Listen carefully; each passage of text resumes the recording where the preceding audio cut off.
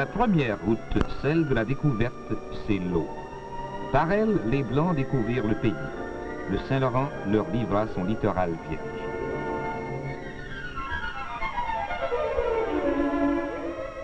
Des hommes audacieux, qu'on appelait voyageurs, partirent à l'aventure par la route intérieure des rivières et des lacs.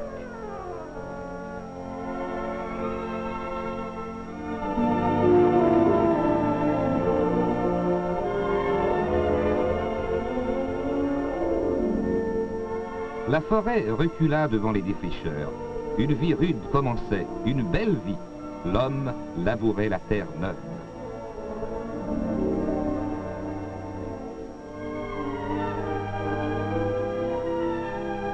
Quelques arpents plus loin, son voisin en faisait autant.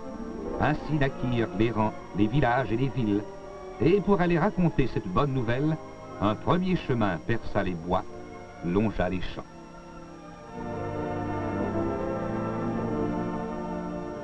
Puis arriva ce monstre mangeur d'espace et écraseur de poules, l'auto.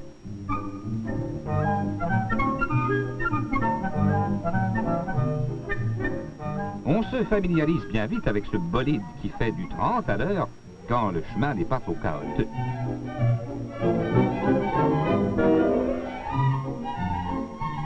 Mais devant l'importance du transport routier, la route se redresse, s'allonge, se modernise.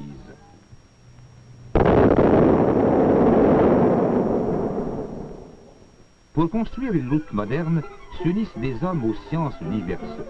Une fois le tracé de la route défini par les ingénieurs, l'arpenteur et son équipe font un relevé très exact du terrain.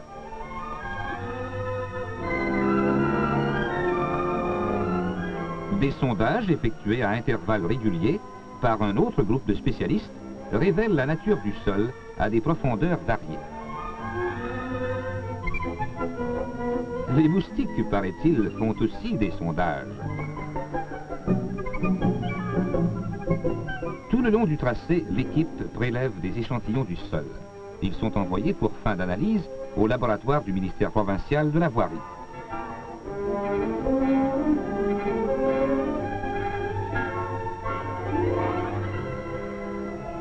Le physicien et le chimiste apportent aux constructeurs de routes une collaboration scientifique indispensable. De leur laboratoire, ils participent à toutes les phases de la construction. Par leurs expériences, l'ingénieur connaîtra la consistance du terrain, son degré d'humidité, la qualité du gravier, du sable, la résistance du ciment, de l'asphalte et autres matériaux. Avec l'aide de ces hommes en blouse blanche, qui vont de l'éprouvette au concasseur ou à l'usine d'asphalte miniature, il construira une belle route, une bonne route.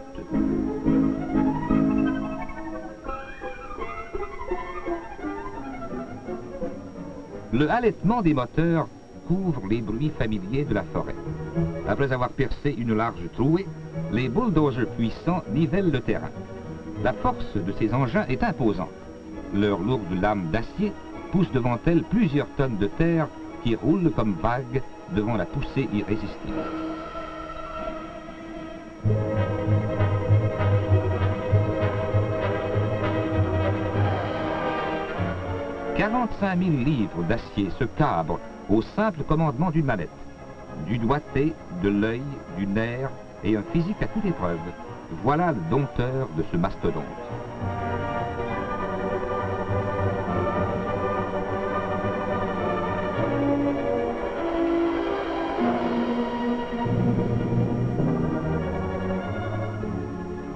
Aux approches du pont, sur la butte, se traîne un gros scarabée jaune.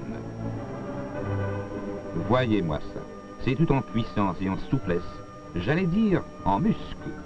Cette espèce de grosse benne, montée sur roue tout-terrain, est articulée de câbles et de leviers qui la rendent très maniable. La pelle Les Tourneaux n'est pas automotrice.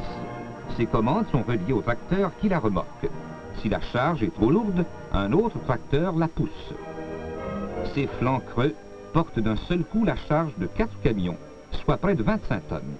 Dans une journée, la pelle Les Tourneaux fera la besogne de 500 chevaux de trait.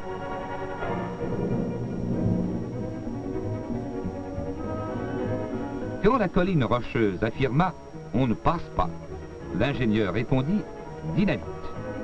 Alors les hommes ont employé leur foreuse, et dans la chaleur et la poussière de pierre, ils guident les soubresauts de la bêche. La charge de chaque trou est soigneusement déterminée suivant la dureté du roc, l'inclinaison des veines et la direction de l'explosion.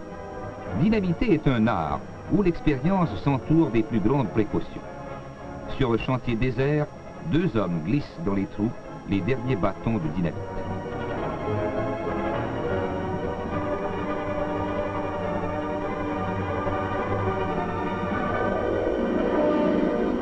Danger, signale le drapeau rouge. Tout est prêt? Vas-y.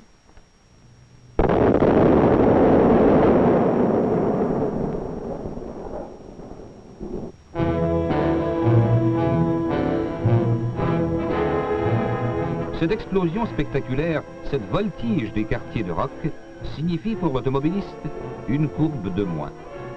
De nouveau, le chantier s'anime. Les grues grincent des dents en soulevant d'énormes blocs de pierre.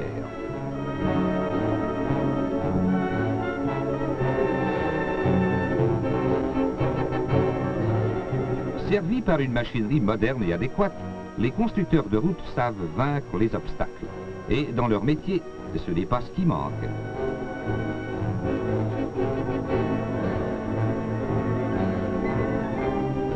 En certains points, le tracé de la nouvelle route passera à l'endroit même de l'ancienne. Celle-ci devra alors être améliorée par des travaux d'élargissement et de redressement.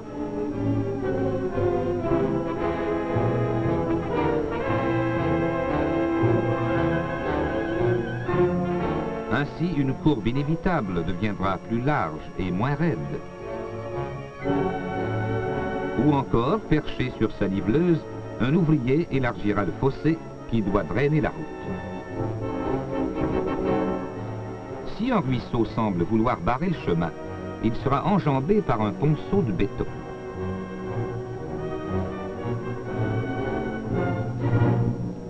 Le ponceau terminé est recouvert. Peut-être un jour, lui passez-vous sur le dos. La plateforme de la route terminée, il faut la recouvrir d'une couche de gravier. L'ingénieur a trouvé le plus près possible des bancs de ce matériau dont la qualité a été acceptée par les laboratoires. La grue mécanique insatiable gruge le sol avec l'entêtement d'un ruminant.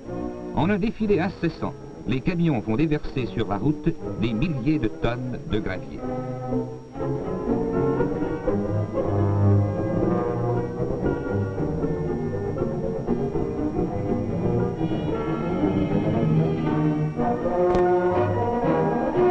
Le gravier est étendu par les niveleuses qui profilent la route, lui donnent sa forme bombée définitive, assurant l'écoulement des eaux de pluie.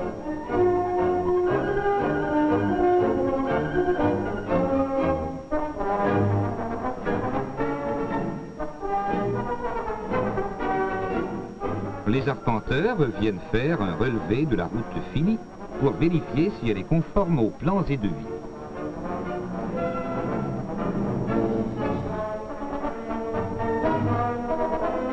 Le chemin, enfin terminé, est prêt à recevoir son revêtement d'asphalte. L'asphalte, c'est comme le velours de la route. Malgré leurs vastes proportions, les usines qui le fabriquent sont démontables et peuvent alimenter sur place les chantiers les plus éloignés. Le sable et la pierre concassée sont tamisés, mélangés dans des proportions exactement définies et asséchés dans un grand tambour chauffé au rouge.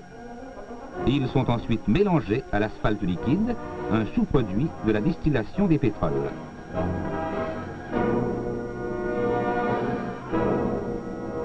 Au moins on peut dire qu'il y a des gens qui gagnent leur vie à broyer du noir, les fabricants d'asphalte.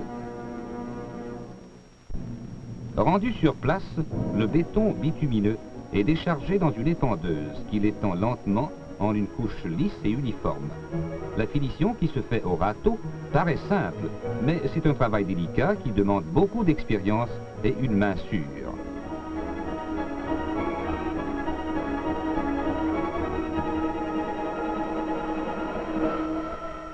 Le rouleau compresseur comprime l'asphalte et lui donne enfin cet aspect uni que nous connaissons tous. Le revêtement se faisant par bande, un côté de la route reste ouvert à la circulation. Certaines routes de grande communication sont construites en béton. Alors là, le matériel change. Pendant que le béton attrape le vertige dans un gros malaxeur, un fort papier goudronné est étendu sur la base ou infrastructure de la route. Une première couche de béton le recouvre. Ici également, on procède par bande longitudinale. Un treillis métallique arme le béton. Encore une couche et le revêtement atteint l'épaisseur voulue. Alors, des ouvriers spécialisés font avancer ces ingénieuses machines qui nivellent et tassent si bien qu'il ne reste après qu'une chose à faire, attendre que ça durcisse.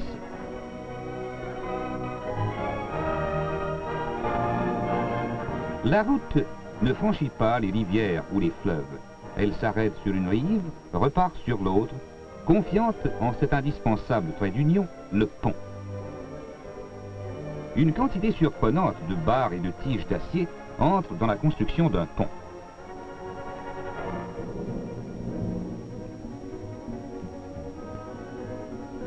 Ces longues tiges superposées et entrecroisées forment une trame métallique qui constitue l'armature du pont et en augmente la résistance, lui permettant ainsi de supporter les charges les plus lourdes.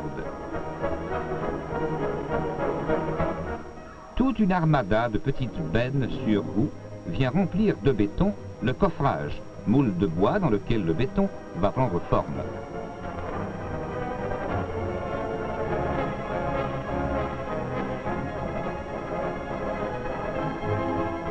Cet instrument agité de soubresauts convulsifs est un vibrateur. Tout frissonnant, il permet au béton de mieux s'infiltrer dans les moindres recoins du coffrage.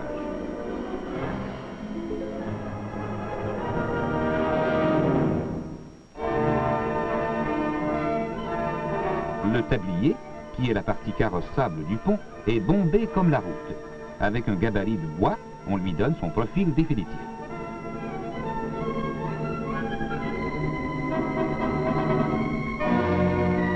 Les travaux sont presque terminés. Le nouveau pont émerge peu à peu de son cocon de bois. La construction et l'entretien des ponts ne relèvent pas du ministère provincial de la voirie, mais de celui des travaux publics. Un beau pont, c'est une poignée de main qu'une rive donne à l'autre. C'est une utilité publique de grande valeur pour un peuple qui voit grand.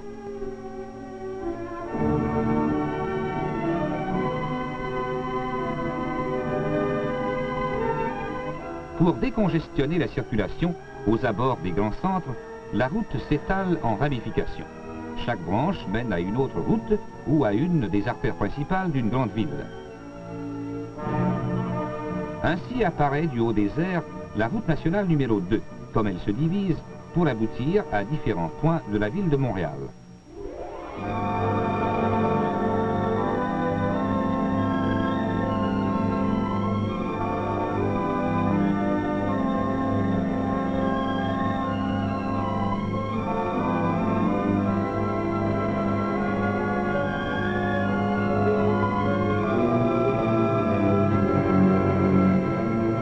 Montréal, métropole canadienne et 5e ville du continent américain, est située au cœur même de la province du Québec. Une vingtaine de routes importantes s'éloignent en rayon de la grande cité et la relient à toutes les régions. Le réseau routier provincial, comprenant routes de grande communication, routes secondaires améliorées et chemins de terre, atteint une longueur d'environ 45 000 milles pour desservir une population de 4 millions d'habitants dispersés dans la plus vaste province canadienne.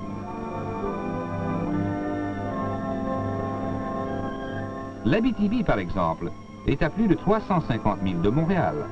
La route a largement contribué au développement rapide de cette vaste région minière. Songez que des villes comme Rouyn-Noranda et que les premières exploitations minières n'ont pas 50 ans. Après s'être promenée d'un puits de mine à l'autre, la route s'en va rejoindre l'Abitibi agricole. La terre rapporte bien. Peu à peu, le colon infatigable devient cultivateur. Le prix de sa vaillance est dans la promesse de la récolte.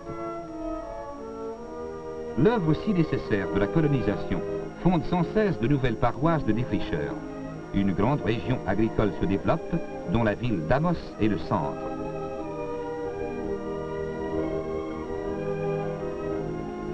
Qu'on l'assiège par la route ou par le fleuve, Québec, malgré sa citadelle et ses remparts, se laisse complaisamment conquérir. Annoncée de loin par cette silhouette familière, la vieille capitale commande le plus beau point de vue du fleuve. Le château Frontenac s'impose au Cap Diamant et à la ville historique dont le rayonnement a depuis longtemps franchi les vieux murs.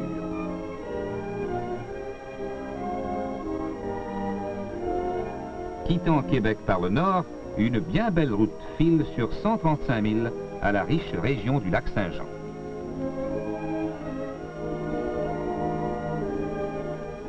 Deux arrêts sont nécessaires pour montrer patte blanche à l'entrée et à la sortie du parc provincial des Laurentides que le boulevard Talbot traverse dans toute sa longueur.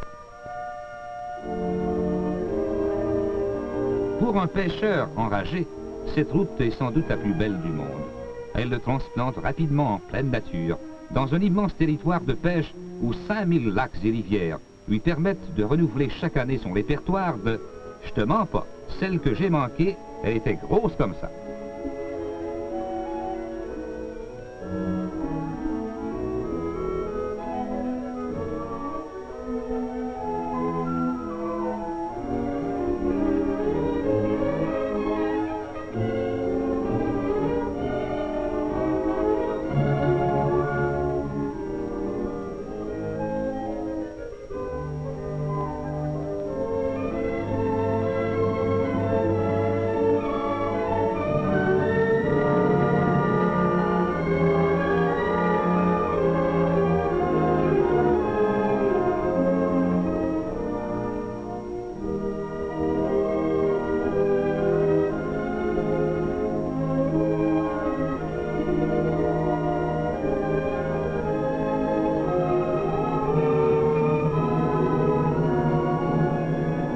Celle-là, c'est la dernière. Suivant la loi en vrai sportif, le bon pêcheur prend sa large part, laissant grossir ses prises futures et celles des autres. Un retour de pêche s'agrémente parfois d'une rencontre dans cette réserve où la faune trouve un refuge inviolé. Surprise en plein milieu d'un petit lac, la femelle orignale met aussitôt le cap sur la rive et force l'allure. Au rythme accéléré des avirons, le canot rejoint la ligne. Pourtant, jamais un coup de feu n'est tiré dans le parc. Le seul sport permis est la pêche à la mouche. Avec ça, personne n'a encore attrapé d'orignaux.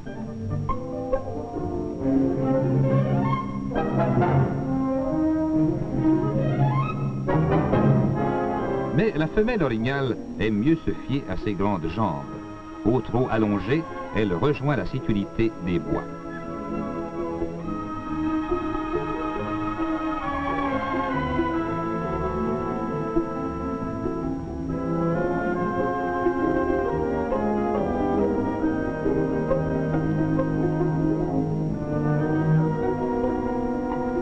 Le boulevard Talbot passe à l'étape, la seule hôtellerie du parc qui soit ouverte toute l'année. Il continue le long du lac Jacques-Cartier et, quoique les vieilles Laurentides et le Doron, atteint en douceur l'altitude de 2800. Bon, ça y est, encore un accident. Je savais bien aussi qu'on ne pourrait pas faire notre petit tour tranquille sans voir quelqu'un prudent dans le fossé. Mais non, c'est un orignal qui sort tranquillement de son bain à proximité de la route.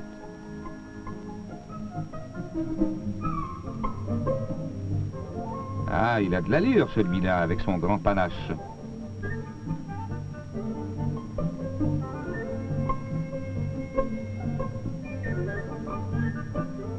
Ce n'est pas qu'il soit tellement élancé, ni que sa démarche soit tellement gracieuse, mais il est le roi de la forêt canadienne.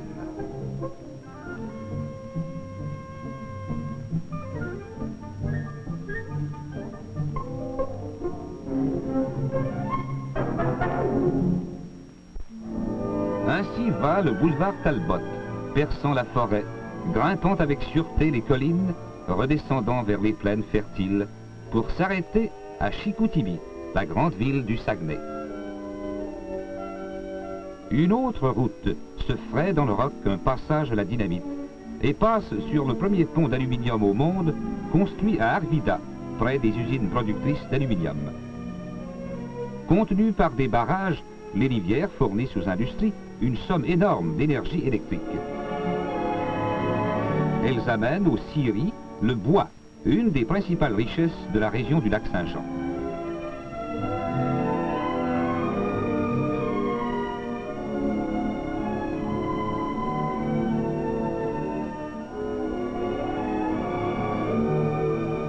Le lac, si vaste qu'on n'en voit pas l'autre rive, si vaste que le mot lac est bien trop petit pour lui. Les champs qui entourent cette mer intérieure sont fertiles. La route est toute fière de s'y promener. Elle joue un beau rôle dans la prospérité de l'agriculteur québécois.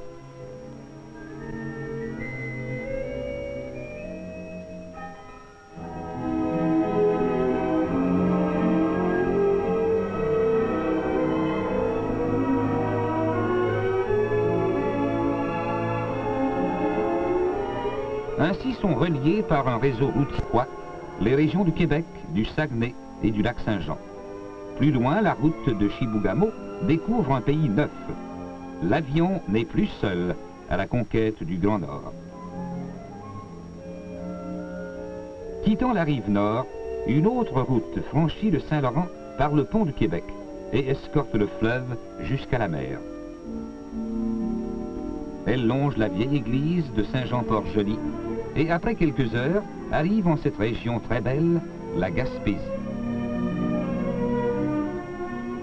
Le cap Gros-Morne est si près de l'eau que la route lui marche sur les pieds. Plus loin, elle souligne le profil capricieux d'une anse de pêche. Gaspé. Ici, sous le signe de la croix, commence l'histoire.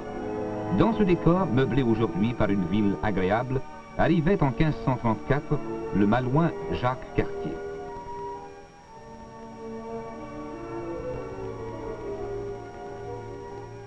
Une courbe dévoile soudain ce grand attrait touristique de la Gaspésie, le rocher percé.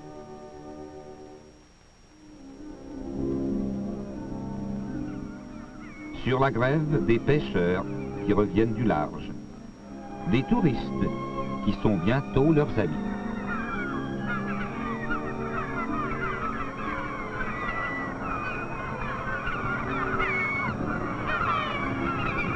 Pratiquant l'un des plus vieux métiers du monde, les pêcheurs à percer semblent des personnages de tableaux évoluant sur un fond de toile unique.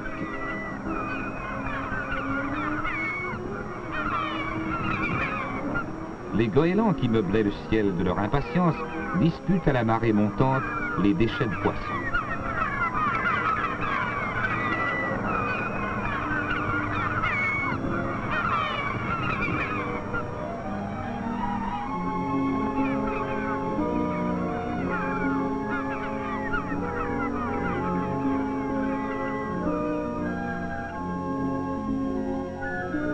Du haut du pic de l'Aurore, voilà le rocher fameux, le village qui s'endort avant la montagne, et l'île Bonaventure, refuge des oiseaux sans nombre.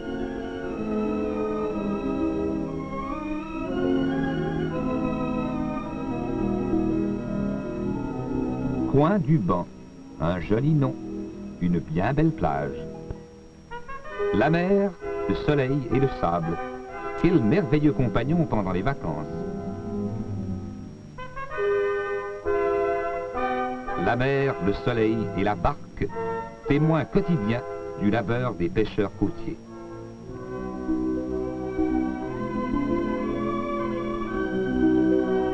La route de ceinture de la Gaspésie se prolonge au fond de la baie des Chaleurs et, terminant la boucle, rejoint le fleuve Saint-Laurent par la vallée de la Matapédia. Elle accompagne par endroits la rivière caillouteuse où le pêcheur de saumon pêche jusqu'à la nuit. Un jour, la campagne commence à se vêtir de neige.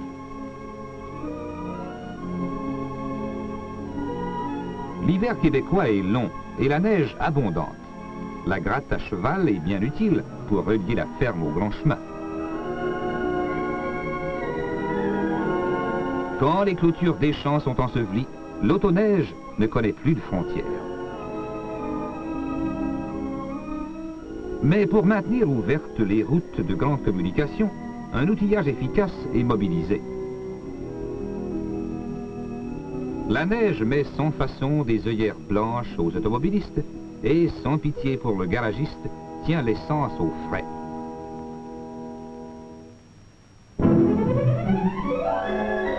Pour garder la route carrossable, la voirie lance contre la neige ses plus gros canons. De toutes ses dents rondes, la souffleuse avale le banc de neige et le vaporise en un jet puissant.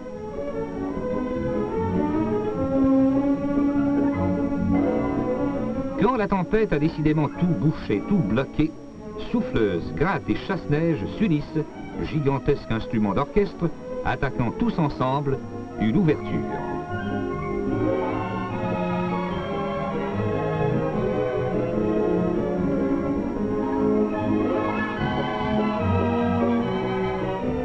L'air de la machine ne plaît pas à tout le monde. Le déblaiement à la petite pelle conserve de fidèles partisans.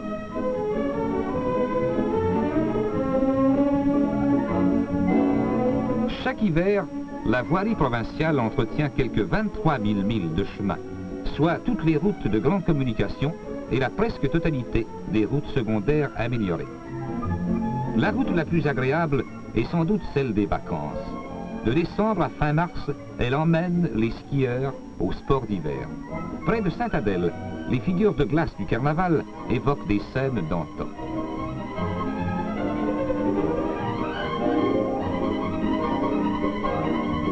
Toute la région du nord de Montréal est un vaste centre de ski. Jasper, en Québec, est une de ces nombreuses stations offrant aux skieurs de tout âge et de tout calibre des pentes variées, très faciles à monter. La descente est en somme une affaire personnelle.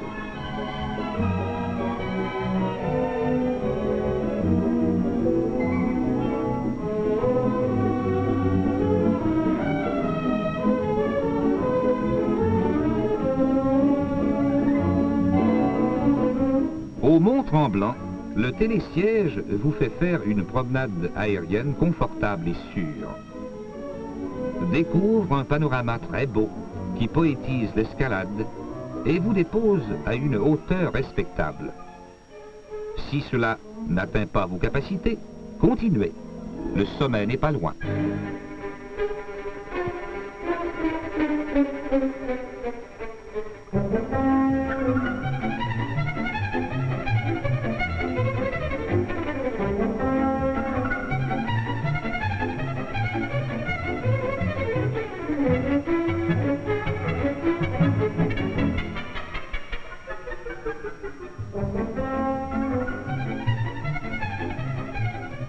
Une après l'autre passent les saisons, modifiant le visage de la belle province.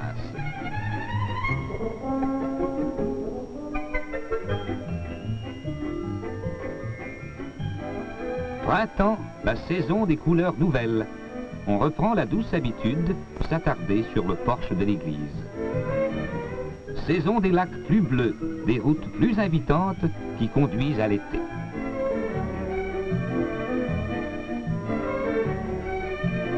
Route de prospérité, route large et solide, ralentie devant la fraîcheur d'une rivière. Route prudente surtout, trop souvent endeuillée de négligence stupide.